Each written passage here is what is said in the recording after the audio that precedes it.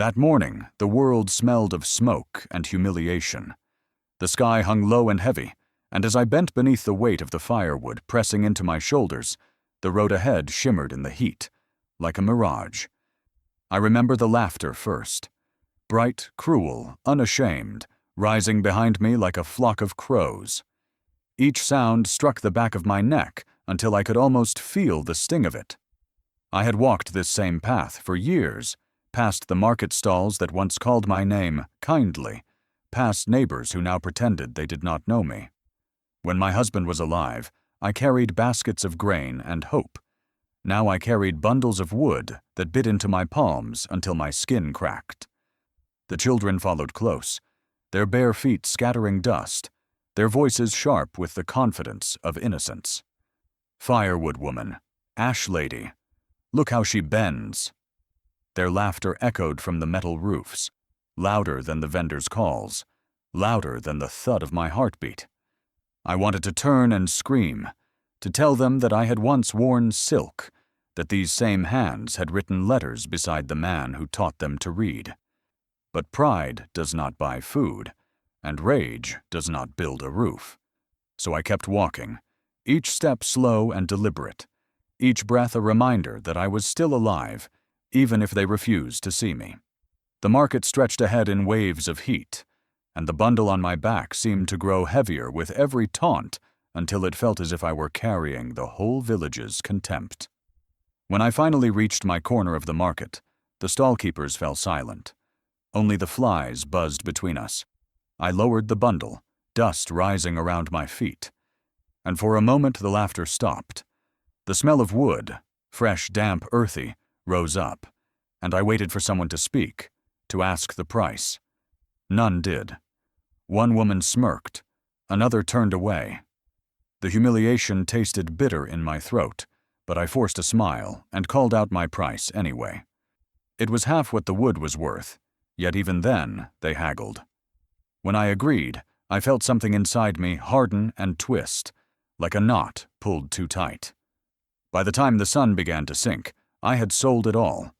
The coins jingled faintly in the small cloth purse at my waist, mocking proof of a day spent breaking myself for almost nothing. On the walk home, the same children appeared again, trailing behind like ghosts of my own shame. Their laughter was softer now, distant, but it stayed with me, carried on the evening wind all the way to my door. Inside my hut, the air was thick with the scent of old smoke and damp earth. I lit a small fire, not for warmth, but to keep the silence from swallowing me. The flames licked the blackened pot, flickering shadows across the mud walls, and I stared until they blurred. Hunger gnawed at my stomach, but another ache had already taken its place, an ache that felt older, deeper, born from years of being invisible. My husband's voice whispered somewhere in the back of my mind, reminding me of the dream we once held, the school we never built, the children we hoped would learn to read more than the cruelty written on our faces. I leaned forward, the heat kissing my cheeks, and whispered to the fire, "Someday, they will see me." My voice trembled, but the flame answered with a crack that sounded almost like agreement. I watched it dance and realized that within that small circle of light, I was no longer just a woman carrying wood. I was a spark, waiting for air. Outside, a sudden gust roared through the doorway, scattering ash across the floor and snuffing out half the flame. And in that moment of half-darkness, I felt something shift, something fierce and certain. I did not yet know it, but the words I had just spoken, barely more than a whisper, were the first spark of a fire that would burn far beyond my hut. A fire that none of their laughter could ever put out. Night has its own language, and on the loneliest nights, it speaks through flame. When the world outside my door fell silent, no dogs, no crickets, no breath of wind, the fire began to murmur in a voice I hadn't heard since death took everything that once made my life worth living. The air inside the hut hung heavy with smoke and the faint scent of resin. I sat close to the hearth, my knees pulled to my chest, watching the fire's restless movements. Every flicker of light traced memories onto the walls, shadows of a man reading aloud to children beneath the mango tree, chalk dust rising as laughter filled the air. Then the smoke curled upward and twisted, and for a trembling second I saw him, my husband, half-formed, half-dream, smiling from within the haze like a ghost born from longing. My throat closed around his name. I reached toward the flame, half expecting it to bite me, half hoping it would. The wood hissed, a single spark leapt toward my hand, and died there, harmless but warm. Beside me lay his old notebook, wrapped in a strip of cloth so worn it could barely hold together. I untied it carefully, the way one would unwrap a wound. The pages had yellowed, edges curling like dry leaves, yet his handwriting remained strong, deliberate strokes that refused to fade. There were lessons in that book, multiplication tables, spelling lists, sketches of benches and open windows. On the 5th page, his drawing of a small classroom stared back at me, the door facing the sunrise as if the room itself was waiting for light to enter. Beneath it he had written, "Education is the fire that never burns out." I pressed my fingertips to the words until the ink smeared onto my skin, black dust mixing with the tears I didn't notice falling. Outside, the wind gathered force, rattling the thatch roof as if testing my resolve. I should have been afraid. Instead, the sound felt like a question, and I already knew the answer. "We were supposed to build it together," I whispered into the fire. "If you're gone, then I'll build it alone." The smoke thickened, swirling upward into a single column before splitting apart again, and in that motion I imagined him nodding, the way he used to when he approved of one of my stubborn ideas. I rose slowly, cradling the notebook against my heart. The door creaked open, spilling a narrow beam of firelight into the night. Outside, the stars looked close enough to touch, scattered like seeds across the velvet dark. I stepped barefoot onto the cool earth, the soil damp from evening dew, and lifted my face to the sky. "If the living will not help me," I said softly, "then let the dead guide me." The words left my mouth and disappeared into the stillness, yet something in the air changed. Lighter, sharper, as if the darkness itself had paused to listen.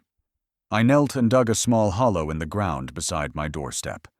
Into it I placed the notebook, covering it gently with soil and pressing my palm flat against the mound. "Here lies our dream," I murmured, "and here it will grow." When I stood again, the horizon had begun to pale with the first hint of dawn.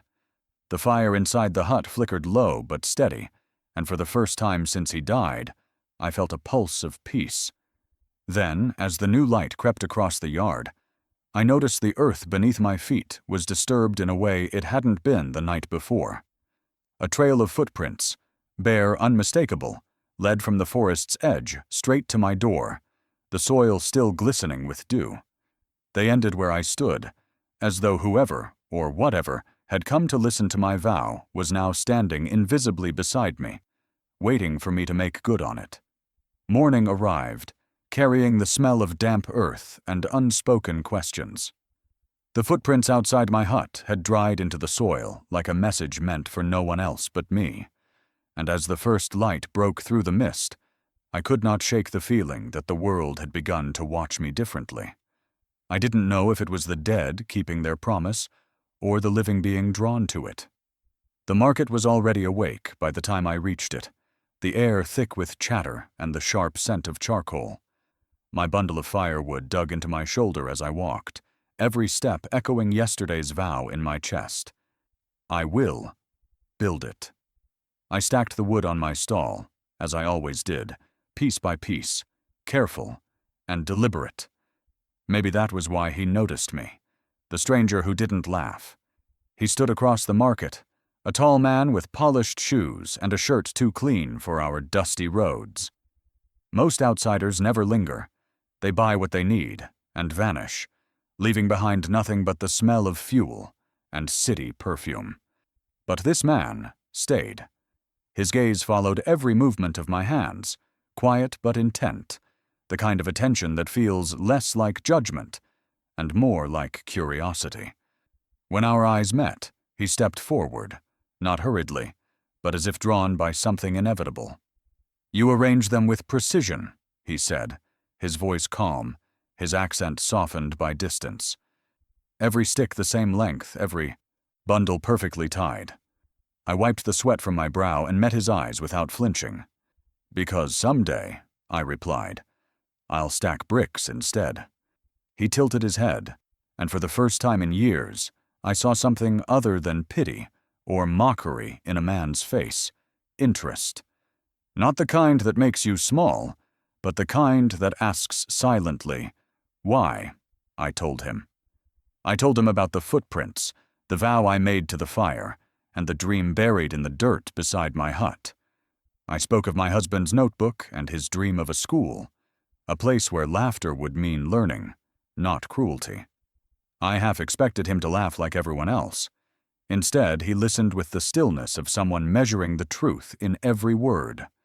When I finished, he nodded once, said nothing, and walked away. I assumed that would be the end of it. People hear, they leave, and life returns to its small, predictable rhythm. But the next morning, as I approached my stall, something unusual caught my eye. A small roll of paper bound with twine, resting on top of my woodpile. I looked around, but the market was empty, still stirring awake. My heart thudded as I untied it. The paper unfolded like a secret being revealed. Inside was a drawing, neat lines, careful details, a structure I recognized even before I read the words beneath it. Dream project. A school. My school. For a long moment I stood frozen, the morning sun catching the edges of the paper until it glowed like something holy. The handwriting was firm, measured, and beneath it, a note. "If you ever start, I'll help." I looked up, scanning the street. He was there for a brief second, standing at the far end of the market road, the light catching his face before he turned and disappeared into the dust. No goodbye, no promise, just a shadow swallowed by the morning crowd. All day, I worked without speaking. The firewood felt lighter somehow, as if every stick carried a hint of possibility. People still whispered when they passed, still smirked at the sight of my torn clothes and cracked feet, but their voices no longer reached me. I had seen proof that my dream existed beyond my imagination. It had been drawn by someone who believed it could live. That evening, as the sun melted into the hills, I returned home. The paper never left my hand. I unfolded it again under the faint glow of the firelight, tracing the lines of the building with my finger, memorizing each brick, each door, each imagined window. The drawing smelled faintly of ink and hope. I pressed it to my chest, closed my eyes, and whispered, "I'll start soon. I promise." That night, I slipped the paper under my pillow, holding it as if it were a living thing, breathing in the scent of ink and ash. I didn't know that by morning, the sketch that had given me purpose would invite envy, suspicion, and ruin, and that before the dream could rise, everything I owned would have to burn first. That night, after hiding the stranger's drawing, beneath my pillow I could not sleep. The memory of his voice, steady, unmocking, stayed with me, curling around the edges of my mind like smoke that refused to fade. Outside, the wind whispered through the grass, and for the first time in years, I felt something fierce growing in my chest, a hunger not for food or comfort, but for creation itself. It was the same kind of hunger that makes a starving person dream of bread so vividly, they wake up tasting it. When dawn finally touched the horizon, I rose before the birds. My body ached from endless work, but my spirit carried a strange lightness, as though the dream had already taken root in my bones. I reached beneath my pillow and pulled out the drawing, the one the stranger had left behind, and studied it again in the dim glow of the fading stars. The lines were neat, confident, and alive with possibility. 4 classrooms, 2 trees shading the yard, and an open space where children might one day run without fear of laughter or shame. I pressed the paper to my lips and whispered, "You will stand." That was the morning I began to save in secret. Not for myself, not for comfort or rest, but for something larger than I had ever dared to imagine. I searched my small hut for an object worthy of guarding such a purpose, and found, half buried in the dust, an old biscuit tin. It was dented, rusted around the edges, its lid stiff with age, but when I pried it open, the faint scent of sweetness from long ago still clung to it. I wiped it clean with the edge of my shawl, and for a moment it gleamed faintly in the light, like a relic of forgotten joy. Each day that followed became a battle between body and dream. I carried more firewood than before, often walking farther into the forest to gather what others left behind. My palms tore and bled, the skin cracking under the strain, but every coin I earned was a step closer to something that felt holy. I ate little, patched my worn clothes with pieces of sackcloth, and slept less, because dreams that powerful do not allow you to rest. They demand you rise. When I dropped those first coins into the tin, the sound echoed through the hut like a heartbeat. Clink, clink, small, fragile, but alive. Each coin was a story, one for every insult I'd swallowed, one for every day I refused to break. I hid the tin beneath my bed, where no one would find it, beneath the place where I once hid my husband's letters, and every night before sleeping, I would lift it, just to feel the weight grow. Soon, whispers began to follow me again. Villagers pointed and muttered when I passed through the market. "She's hoarding money for her funeral," they said. "She wants to buy her own coffin before death comes knocking." Their laughter no longer cut as deeply as it once had. Let them think me mad. Let them think me old and foolish. The truth was that I was buying something far greater than respect. I was buying the freedom of their children, coin by coin, day by day. By the time the rains ended and the earth began to crack beneath our feet, I knew I was ready to take the next step. My savings were still small, yet they felt enormous because they were born of suffering, not luck. One morning, with the tin hidden beneath my shawl, I walked to the chief's compound to ask for a small patch of land by the river. His men laughed before I even spoke, their voices cruel and echoing like distant thunder. When I told him what I wanted, to build a school, he threw his head back and laughed until tears welled in his eyes. But I did not look away. I kept my back straight and my voice steady. "You may laugh," I told him, "but one day you will stand in its shade." Something in my tone must have pierced through his mockery, because he fell silent. After a long pause, he scribbled on a torn sheet of paper and pressed his thumb into the ink. The seal bled red against the white, and the world seemed to tilt for a moment as he handed it to me. I held that paper as though it were made of glass and fire, fragile and burning at once. The men around him whispered, and the chief shook his head with a tired smile. "Take it, old woman," he said. "You've earned your madness." I walked home barefoot, dust rising behind me like smoke from an unseen fire. When I reached my hut, I unfolded the paper again and again, memorizing every letter, every curve of the seal, until my hands began to tremble. I placed it inside the tin, along with the coins, and buried the box beneath a folded cloth beneath my bed. The heart of my dream sealed inside metal and hope. That night, the wind hummed through the cracks in the wall, and the fire burned low but steady. I touched the lid of the tin once more before lying down, my heart full of something dangerously close to joy. I whispered, "We're almost there." And for the first time, I believed it.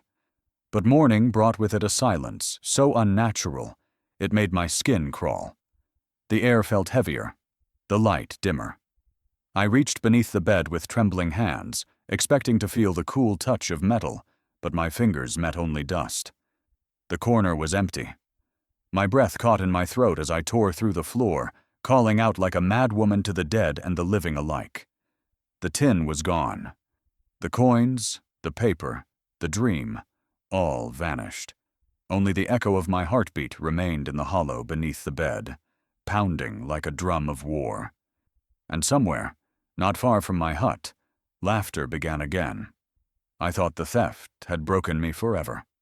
All night I'd searched the dirt with bleeding hands, whispering to ghosts and gods alike, but none answered. By sunrise, something inside me turned cold, the kind of cold that comes after every tear has already fallen. I swore that when I found the thief, I'd make him understand what he had stolen. But destiny, it seems, doesn't always give you vengeance. Sometimes it gives you mercy, disguised as pain. The village woke slowly that morning. Smoke rising from cooking fires, roosters calling as if mocking my sleepless rage. I followed the trail of footprints that led away from my hut, each one pressed deep in the damp earth. My mind burned with a single thought. Who could have done this? I had no gold, no wealth, nothing worth stealing except those coins and that paper. That meant whoever took it didn't want riches. They wanted to kill a dream. The trail wound past the edge of the market, through tall weeds and into a patch of half-collapsed huts where no one lived anymore. I stopped beside one, the door half-hanging, the roof sagging, and heard something faint. A small, broken sound. It was the sound of someone crying. I stepped inside, my heart thudding like a drum. There, crouched in a corner, was a boy no older than 12. His clothes were torn, his face streaked with dust and tears. My tin box lay open beside him, empty except for the crumpled paper that had once sealed it shut.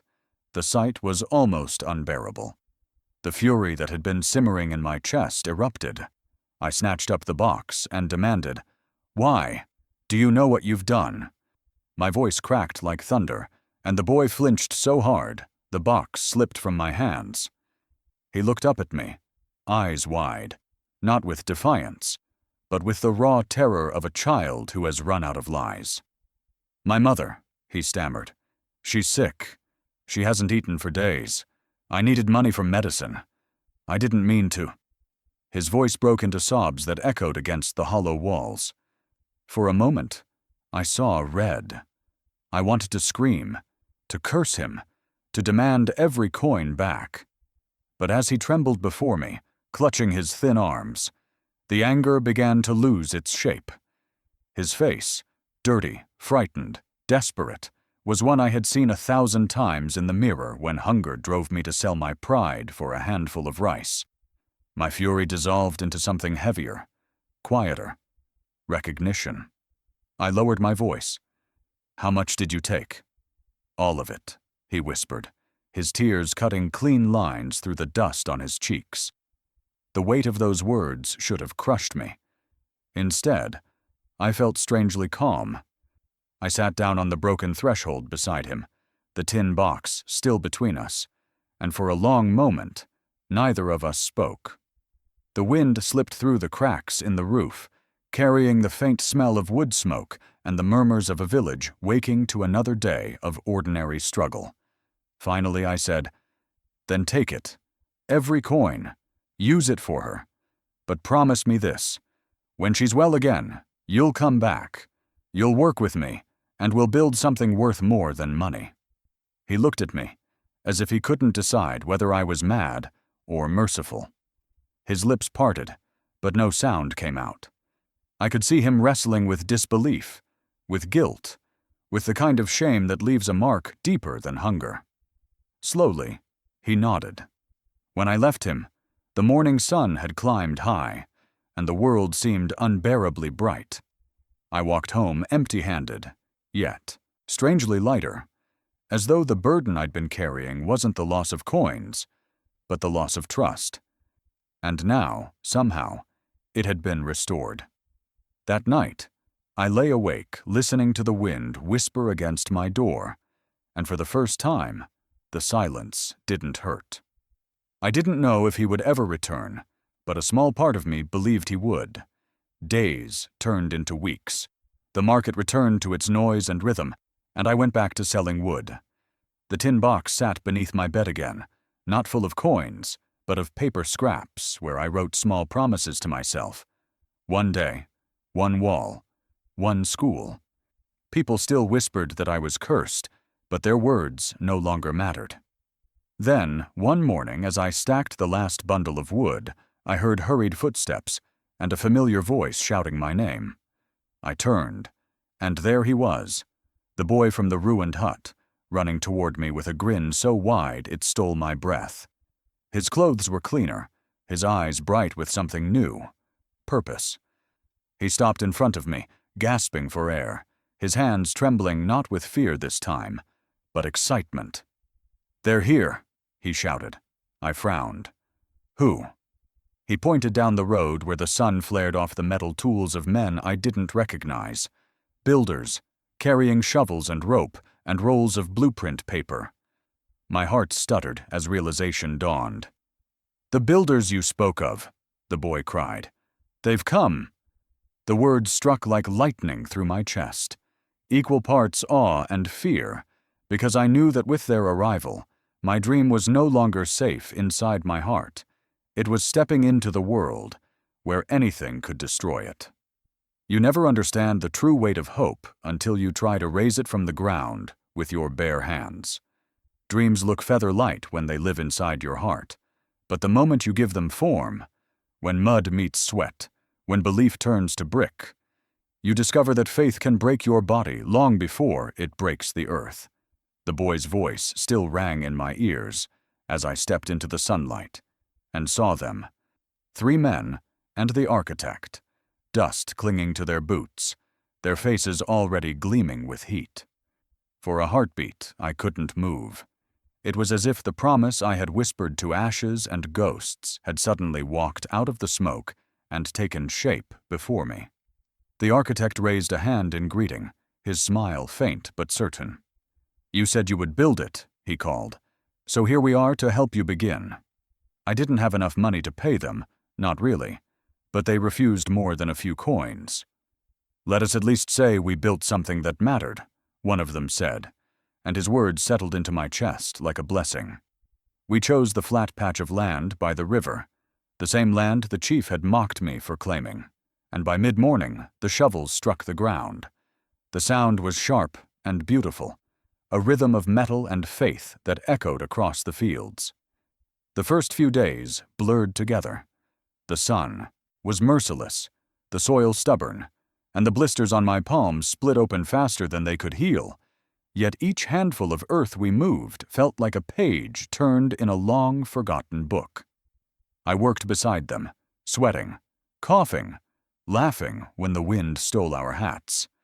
Sometimes the boy hummed as he passed me bricks, his small voice carrying the memory of forgiveness that had started this miracle. Every thud of the shovel, every grunt of effort, every bead of sweat carried the same unspoken prayer. Let it stand. Let it stand. Word spread quickly. At first, villagers came to gawk, standing at a distance with crossed arms and skeptical smiles. "The Firewood woman has lost her mind," someone whispered loud enough for me to hear. But when the architect unfurled the plan across the dirt and pointed out where the classrooms would rise, curiosity began to outshine ridicule. The very people who once mocked my slow steps now lingered longer each day, drawn by the strange sight of something impossible taking root.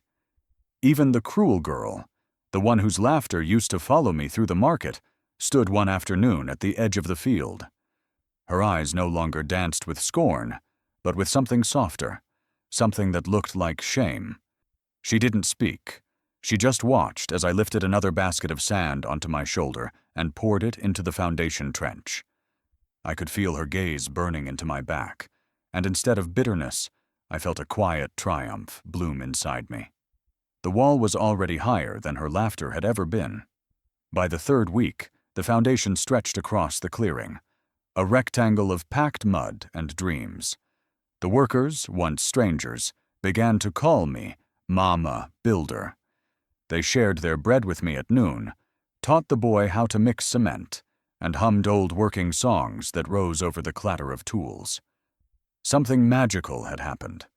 Kindness had become contagious. Women who once turned away now brought clay pots of water. Men who had laughed from afar carried baskets of gravel. Every gesture, no matter how small, became another brick in the structure of hope.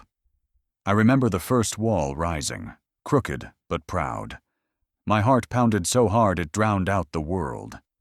As we set the last brick of that section, I pressed my palm into the wet surface, leaving an imprint that would dry there forever. A proof that I had existed, that I had fought the dust, and won. The architect smiled at me and said quietly, "Now it's real." That night I could not sleep. My hands throbbed, my shoulders ached, yet my spirit felt lighter than air. I sat outside beneath the stars, listening to the river murmur against its banks. The wind carried faint laughter, not cruel this time, but bright, joyful, belonging to the men still working late by lantern light. I thought of my husband and whispered, "We're doing it. Your dream is breathing." For a few blessed days, everything aligned. The workers sang, the walls rose straight, the villagers brought food, and even the cruel girl's mother came carrying a basket of mangoes as an offering of peace. Hope was no longer a secret. It had a shape, a weight, a shadow that stretched across the dirt like the outline of a miracle. But on the seventh day, while the men prepared the mortar for the next row of bricks, a strange stillness crept across the sky. The air grew heavy, the light dimmed to the color of ash. I looked up and saw the horizon darken, clouds swelling and twisting like bruises spreading across the heavens. The workers paused, shovels halfway raised.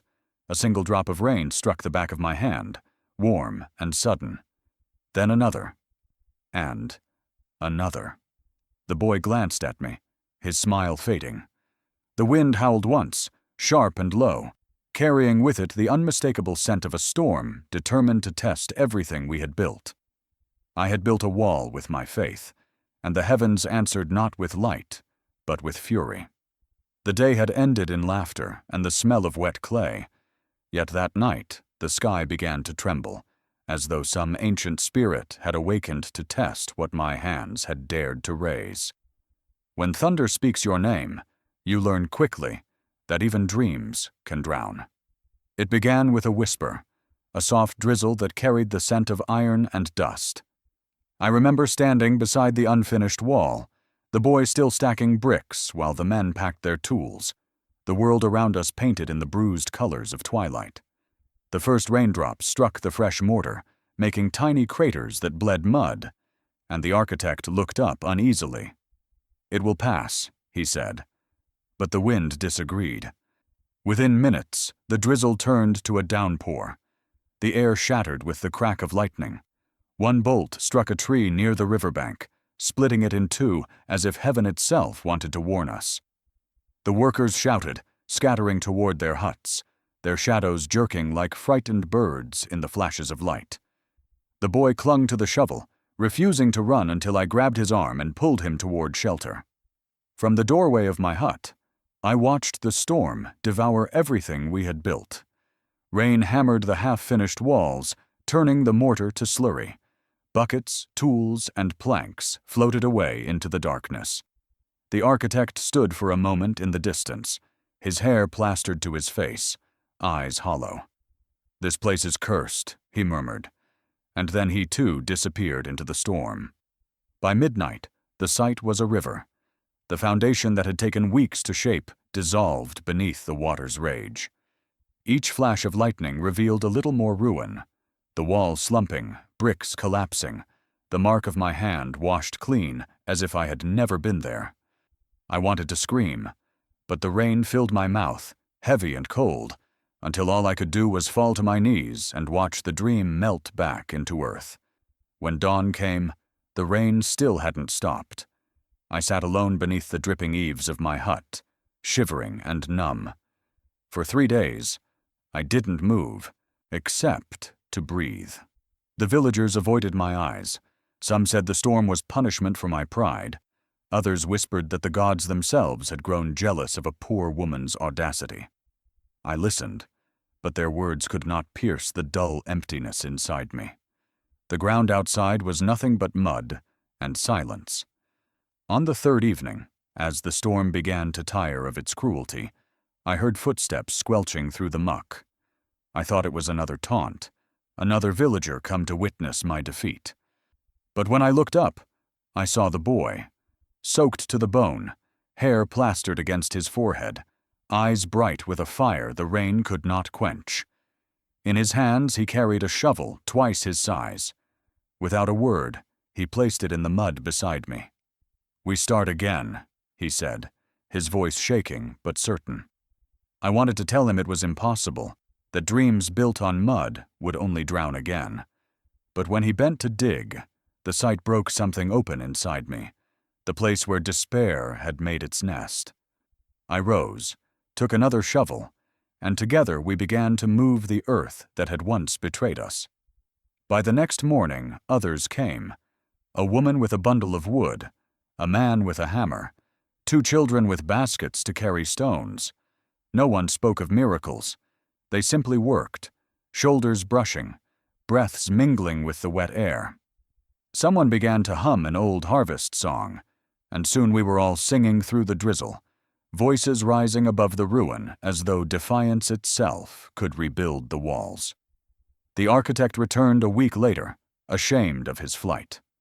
When he saw what we had done, how the trench was clearing, how the boys' laughter filled the air, he dropped his bag in the mud and joined us without a word. Each day the sky tested us with small showers, but none had the heart to quit. Hope, it seemed, had found new footing in the dirt.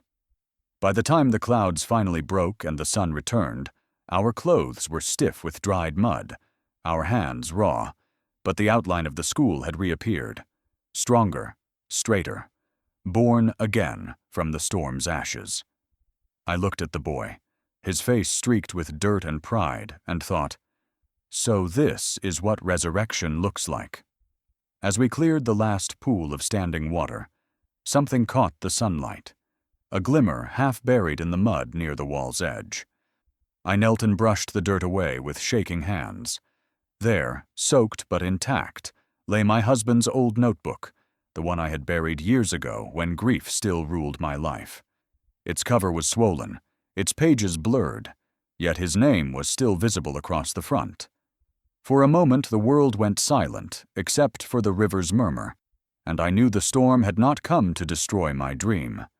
It had come to return his voice to me. The past never truly dies. It waits beneath the surface, buried in silence, until the moment you are about to surrender. That morning, as I knelt in the mud that had once swallowed my dream, the earth gave back what it had taken. My husband's notebook lay half buried, edges swollen with water, but alive, like a heart that refused to stop beating, no matter how much time had passed. My hands shook as I lifted it, the mud clinging to its cover like a reluctant memory. For a moment I was afraid to open it. I thought that if I turned those pages and found them blank, it would be as if he had died all over again. But the wind stirred, whispering through the wet grass, and something within me steadied. I peeled the cover open, careful as one might unwrap a fragile relic, and there it was, his handwriting, blurred but still breathing. The first line that greeted me was a message meant for this very day. If you ever lose hope, remember, the fire inside you is stronger than the storm outside. The world tilted. The rain that had haunted me only hours ago now seemed almost holy. I pressed the page to my chest, tears mixing with the mud on my skin. You knew, I whispered to the wind. You always knew I would fall before I rose. The fire he spoke of, my fire, had survived the storm. It had not been extinguished. It had only been waiting for air. I stood and called the boy over. His face lit up when he saw the notebook, his eyes wide as though witnessing magic. It's a sign, he said, and I nodded, unable to speak through the lump in my throat. When the architect arrived soon after, he saw the book in my hands and smiled faintly. Then let's honor his words, he said, and build a school even if the rain can't wash away.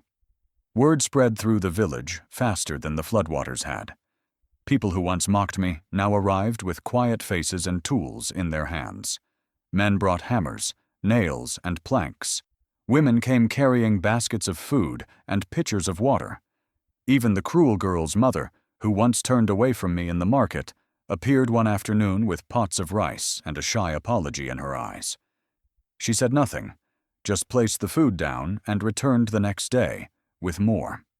The boy called it a miracle. I called it redemption. Each morning, I carried my husband's notebook to the site and placed it on a stone near the wall. The workers treated it like scripture, careful not to touch it with muddy hands. When the sun grew too hot, I would open it and read a line aloud, words that had once belonged only to him, now guiding all of us. Build not just walls, but worth. Teach them not only to count, but to care. Each phrase became a hammer stroke, each sentence a foundation stronger than cement. Slowly, the walls rose again. They were not perfect, crooked in places, uneven at the corners, but they stood tall, unbending, carved out of the stubbornness of human faith. The boy worked beside me every day, his small hands raw, his smile bright. Sometimes I caught him whispering to the wall, as if speaking to the bricks themselves, "Don't fall again. Please don't fall again." By the second month, laughter replaced the sound of thunder. Children who once mocked me now ran errands for the workers, carrying water jugs or singing to pass the hours. The same villagers who had called my dream madness began to call the site the light field, because when the sun set, the reflection from the wet bricks glowed like embers. For the first time, my husband's dream didn't belong to me alone. It belonged to the village, to the children, to every tired soul who had once doubted, but now believed. When the third month came, the roof beams arrived, long, heavy, and smelling of new wood. The architect drew chalk lines across the top of the highest wall, his hand steady, his expression reverent. "Today we give it its crown," he said. I nodded, unable to find words big enough for what this moment meant. As the men lifted the beams, the air was filled with the sound of hammering and song. The boy climbed the scaffolding to help, laughing despite the danger, his small body dwarfed by the weight of the wood. I watched with my heart in my throat, torn between pride and fear. And then, for one breathtaking instant, the structure stood whole. The walls, the beams, the roof framing the sky. My husband's notebook lay open at my feet, its pages fluttering in the wind like a spirit clapping its hands in joy. I felt him there, not as a ghost, but as a presence, calm, warm, proud. But before we could celebrate, a sound broke through the air, deep, mechanical, foreign. Engines. I turned and saw a line of government vehicles crawling down the dirt road, their tires kicking up clouds of dust, their white paint gleaming under the sun. Men in uniform stepped out, carrying papers and clipboards, their expressions unreadable. The workers fell silent, hammers lowering mid-swing. I felt the joy drain from my body, replaced by a chill that had nothing to do with weather. The boy looked at me, eyes wide with the same question that froze my heart. Had they come to help, or to stop us? I had survived storms, hunger, and humiliation, but nothing chilled me like the sight of those white vehicles glinting in the sun. Men in pressed shirts stepped out, their polished shoes untouched by dust, their faces carved from stone. I feared them more than thunder, because thunder only destroys what it can touch. These men could crush a dream with a signature. They arrived without warning, engines growling like distant beasts. The villagers fell silent, their songs dying mid-note as the men spread across the construction site with clipboards and measuring tapes. The smell of wet earth and wood hung heavy in the air. One of them, a tall man with a silver badge and a voice that carried authority, walked straight toward me. His eyes traveled from my cracked feet to my blistered hands, and then to the walls behind me. "Who funded this?" he asked. Firewood, I said simply. He blinked, then laughed, a short, dry sound that drew a few uneasy smiles from his companions. No. Really? Who paid? Did, I answered. With every bundle I sold. Something in my tone silenced him. The laughter faded, replaced by the scratch of pens against paper. They examined the bricks, the beams, the crude chalk markings on the foundation, as if searching for fraud in the dirt. The architect stood beside me, trying to mask his unease, while the workers watched from a distance, hats in their hands, afraid to breathe too loudly.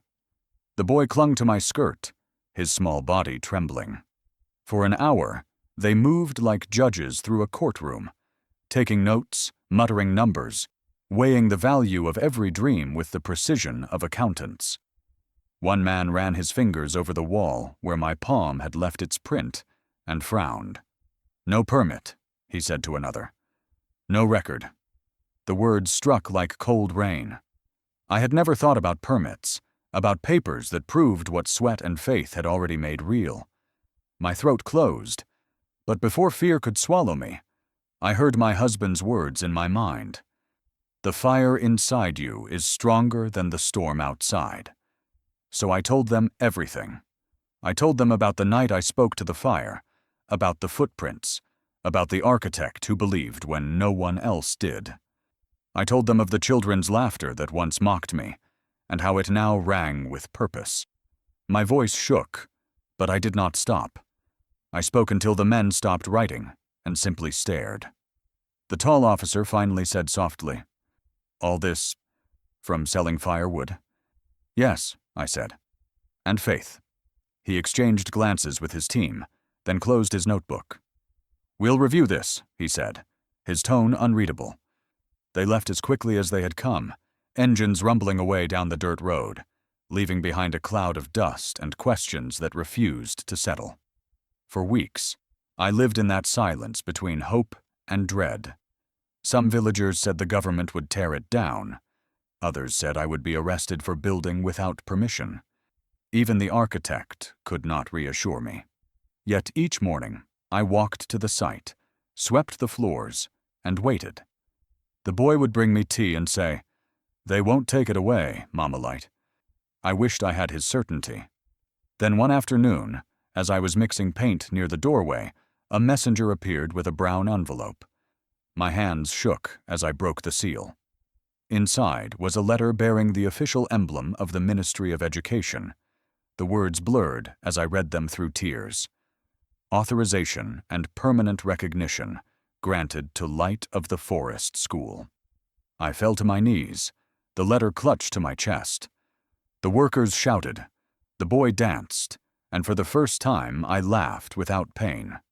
The same villagers who had once whispered curses now came bearing garlands of flowers.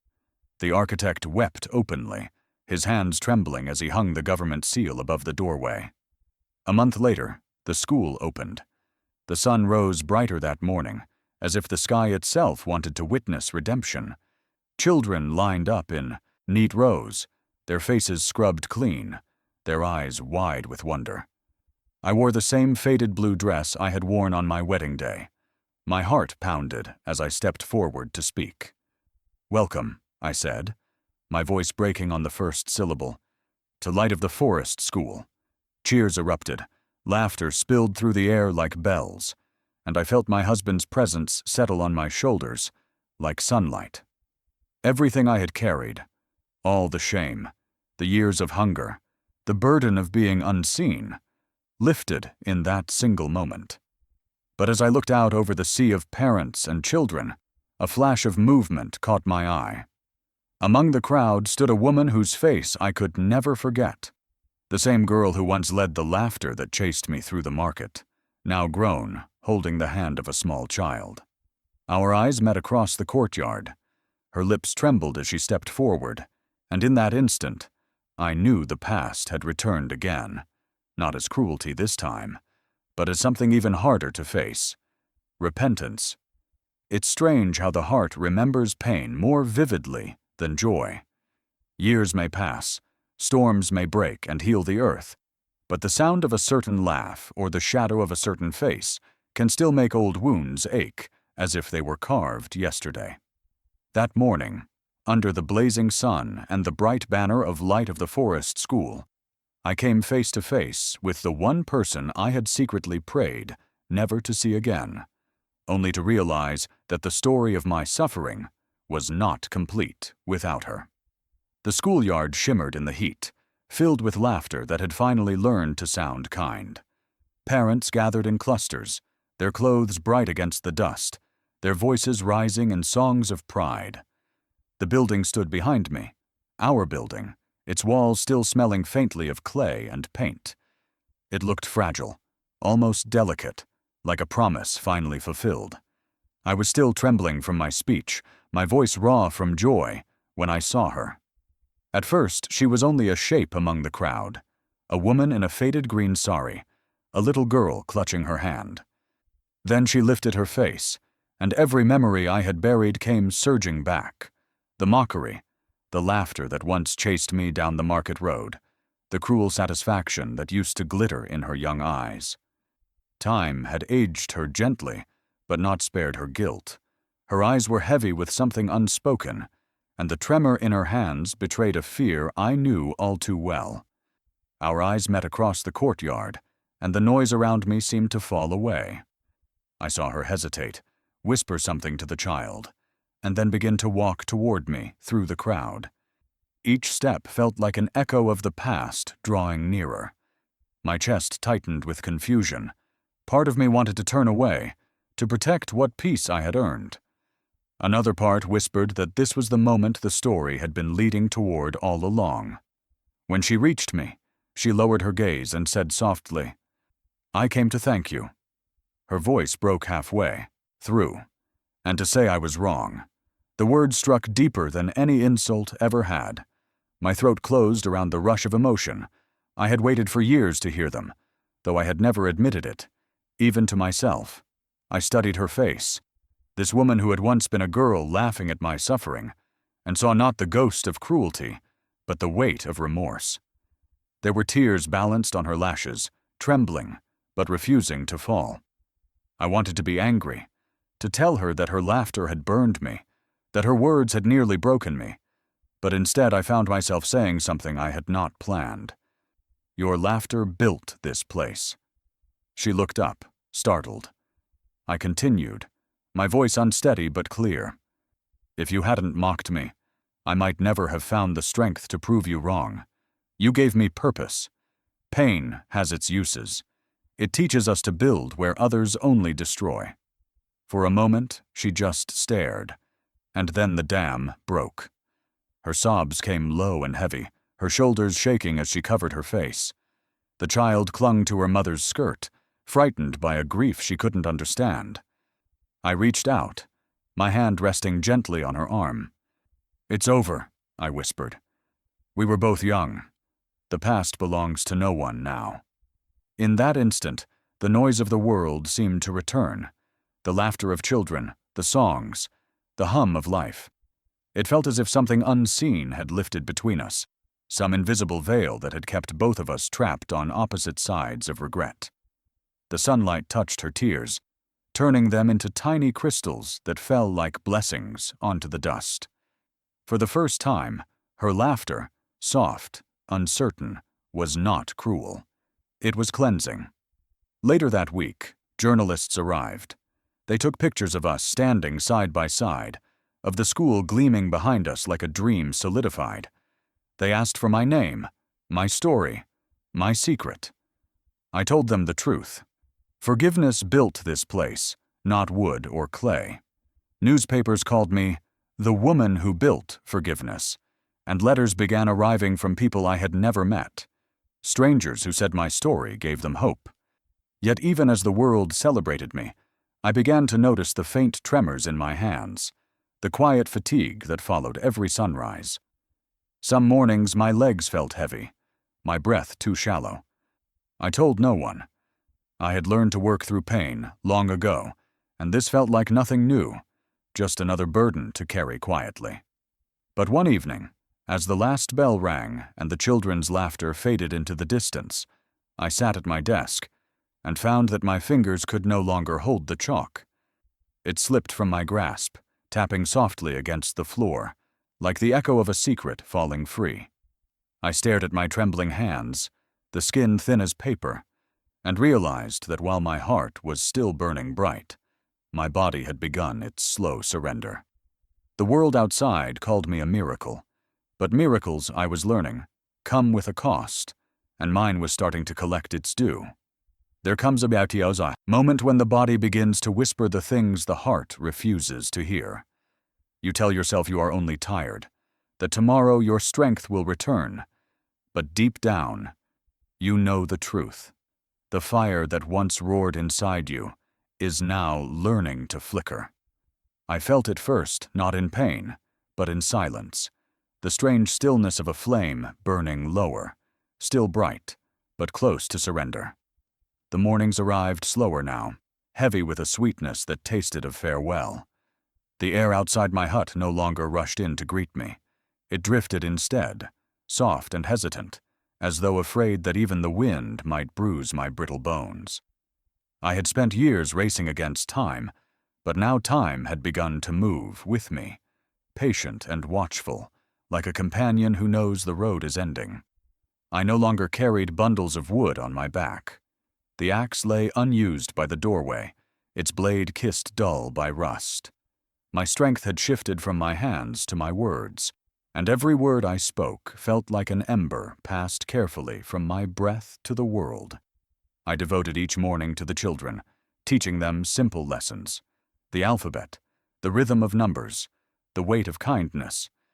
They sat cross-legged on the floor, faces upturned like flowers seeking light, and when they laughed, it filled the room with a warmth no fire could match. The boy who had once stolen my hope had grown into a man of purpose. He ran the school with a calm assurance that made me proud and strangely small at the same time. He had become the headmaster, a title that fit him like sunlight fits morning. Sometimes I would watch him from the bench beneath the tamarind tree, calling roll, correcting sums, carrying the same notebook I once carried on my back. Each time our eyes met, he smiled, a silent reminder that even mistakes can become miracles when given enough faith. The cruel girl's daughter had blossomed too. She was clever, quick, fearless, the first to earn a scholarship from a city university. The day she received her certificate, she brought it to me with trembling hands. "Because of you," she said, "I learned that no one's story is finished until they choose to end it." Her mother stood behind her, tears shining in her eyes. The circle had closed without bitterness. The laughter that once wounded had returned as blessing. I spent my afternoons sitting near the doorway, listening to the hum of lessons drifting through open windows. The rhythm of chalk against board, the murmur of young voices reading in unison. It was music, finer than any song. My husband's photograph hung inside my room, faded but smiling, his eyes forever caught in the light of beginnings. Each evening, before the last bell rang, I lit the small fire outside my hut. The match scratched against the stone, the flame flared to life, and for a few seconds I could still pretend that nothing inside me had changed. But age has a way of revealing itself in the smallest betrayals, the trembling of fingers, the breath that catches on a single word, the weight of a teacup that suddenly feels too heavy. I hid it from the children, from the teachers, even from the boy who now called me mother of the school. Yet when I walked across the courtyard, each step echoed with the quiet truth that my time was thinning, like smoke at dusk. One afternoon, the sunlight fell through the windows in long golden stripes, and dust motes drifted in it, like tiny souls ascending.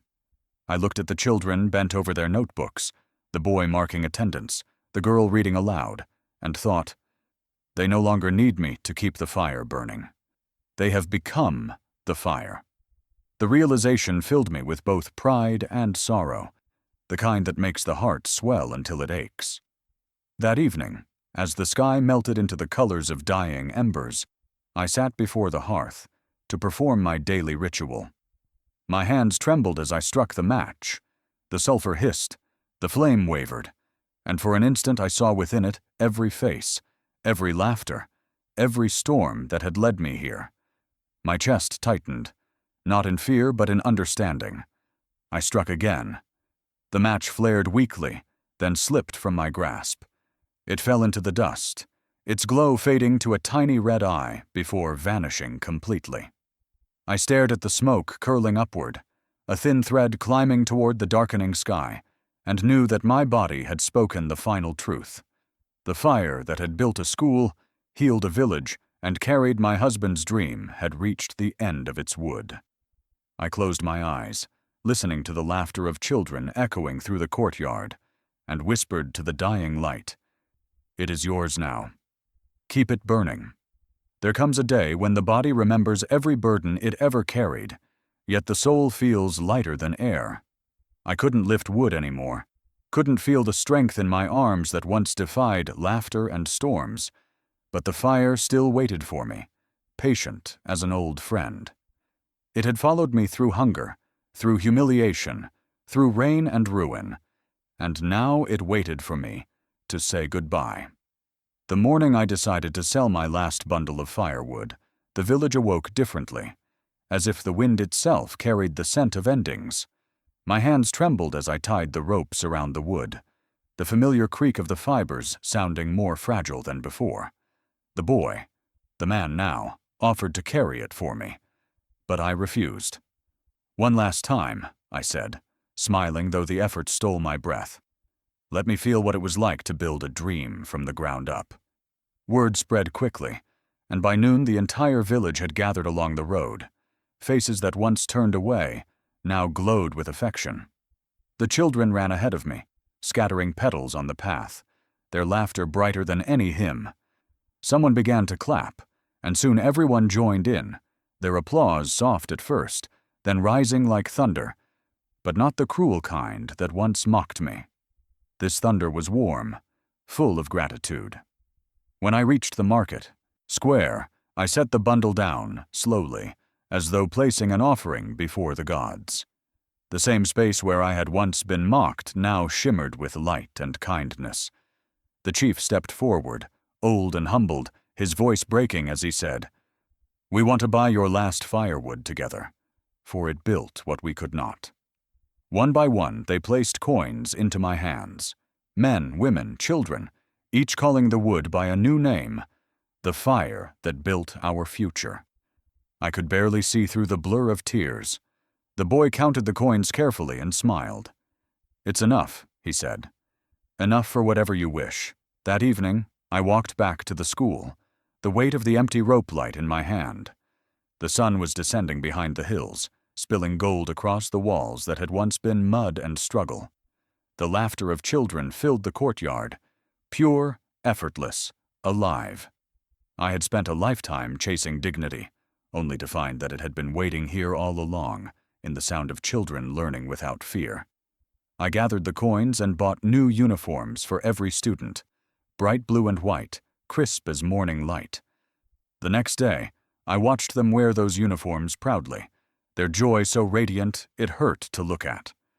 Some of them ran to me, tugging my shawl, showing off their collars, their shining shoes.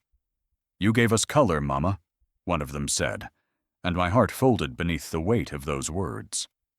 As dusk approached, I sat beneath the great tree beside the school, the same tree where my husband once taught his first class, years before fate took him away. The branches swayed gently in the evening wind, leaves whispering like old friends sharing secrets. The notebook I had saved for so long lay open on my lap, its pages yellow and soft, my husband's handwriting fading like breath on glass. The last line I could still read was one he had written long ago. "When the fire burns for others, its light never truly dies." The sunset stretched across the sky in rivers of gold and crimson, and for a while I let myself drift in its glow. I could hear the children still laughing somewhere behind me, their voices mingling with the wind until it sounded like music, wild, free, and eternal. I thought of the girl who had once mocked me, now standing as a mother beside her daughter. of the boy who had once stolen from me, now leading with honor, of the village that had once looked away, now standing tall because of what we had built together. Everything had come full circle. The air cooled, carrying the scent of smoke and earth. I took one last bundle of twigs, small, light, enough for a single evening's fire, and arranged them carefully beside me. My hands moved slowly, reverently, tracing the movements they had known all my life. I struck the match. It hissed, flared, and the fire caught with a soft crackle. The light warmed my face, and I felt the years fall away. The wind lifted my shawl, and in its fluttering I heard his voice, again. Steady, kind, full of pride. "You did it," he whispered from somewhere beyond the glow. Tears welled in my eyes, not from sorrow but from completion.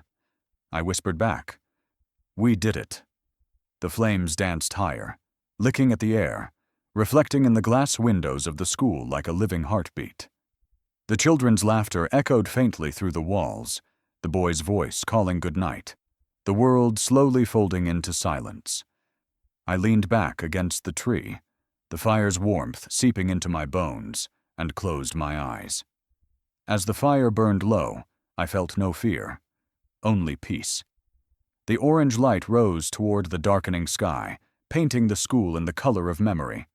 The wind carried sparks upward, scattering them among the stars, and for a fleeting moment, it looked as if the heavens themselves were catching fire. When the last ember sighed and faded, the horizon still glowed faintly, proof that some flames, no matter how small, never truly die. If this story touched your heart, don't let it fade like an unkept flame. Share it with someone who still believes small hands can build big dreams. Tell me in the comments, what does your fire look like today? Subscribe, because every week I bring you a new story of struggle, hope, and rebirth. Stories that remind us the fire never dies.